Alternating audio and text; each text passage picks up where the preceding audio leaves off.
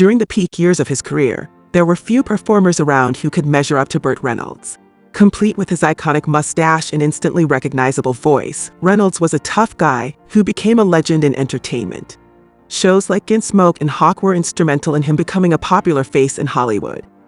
While he could have stopped there, he chose to chase his big screen dreams. The mustachioed megastar struggled with substance abuse in the late 1980s and early 1990s when he was addicted to the controversial prescription sleeping pill, Halcion. In 1992, Reynolds revealed to TV Guide he was addicted to Halcion for more than 4 years after he hurt his jaw while making the 1984 film City Heat with Clint Eastwood. "I broke my jaw and shattered my temporomandibular joint. The pain was worse than a migraine. It is like having an army of people inside your head trying to get out through ears, eyes, your nose. It never stops," he said. He said that he took 5 to 6 pills at a time and as many as 50 a day to manage the pain. While attempting to abruptly end his heavy use of Halcion, he went cold turkey, but his body lapsed into a coma for 8 or 9 hours in a Los Angeles hospital. Reynolds recalled the whole out-of-body experience of death when he heard doctors tell his then-wife Lonnie Anderson were losing him and instructed her to say her final goodbyes. "He was taking 50 pills a day. 50. Doctors told me if I had taken one more I would have died. It was that simple," he said. Halcion, which first appeared on the market in 1983, is a drug that affects receptors in the brain involving anxiety and alertness. It metabolizes quickly, within 4 to 6 hours, and, unlike other insomnia drugs, does not usually result in daytime drowsiness.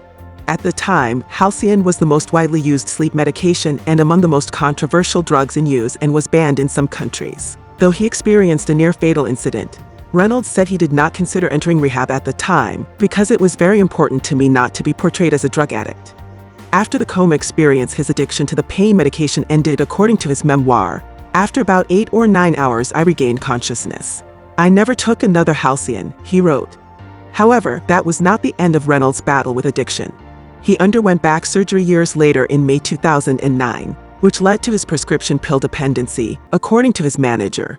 In September of that same year, Reynolds checked himself into rehab to deal with addiction problems, telling people at the time, "I felt that in spite of the fact that I am supposedly a big tough guy, I couldn't beat prescription drugs on my own." He added, "I've worked hard to get off of them, and really hope other people will realize they need to seek professional help, rather than ignoring the problem or trying to get off of the prescriptions on their own."